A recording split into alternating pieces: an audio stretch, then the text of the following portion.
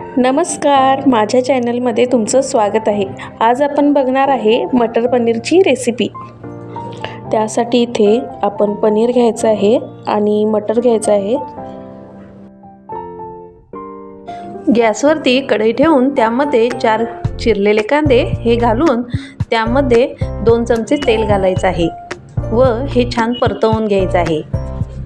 कांदा छान परतत असताना त्यामध्ये 2 टोमॅटो चिरलेले आहेत ते सुद्धा मी यामध्ये घातलेले आहेत व ते सुद्धा परतवून घेत आहे।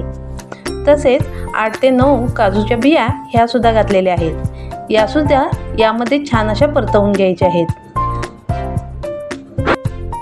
8 ते 9 लसणाच्या पाकळ्या या सुद्धा घातलेल्या आहे यामध्ये, हे सुद्धा छान असे परतवून घ्यायचे आहे। थंड झाल्यावर मिक्सरच्या भांड्यामध्ये घेऊन मिक्सरला न पाणी घालता पेस्ट करून घ्यायची आहे। एका कढईमध्ये तेल घालायचं आहे 4 चमचे, हा मसाला घालून छान असे परतवून घ्यायचे आहे।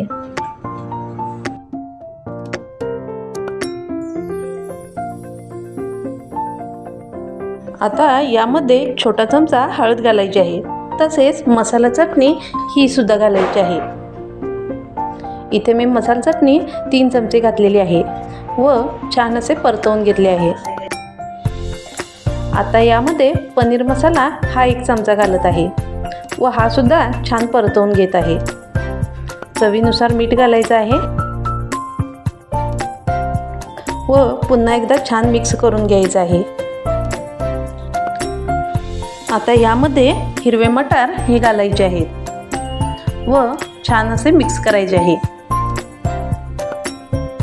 इथे मी पनीर स्वच्छ धुवून घेतलेले आहे, ते सुद्धा यामध्ये घालून पुन्हा एकदा मिक्स करायचे आहे।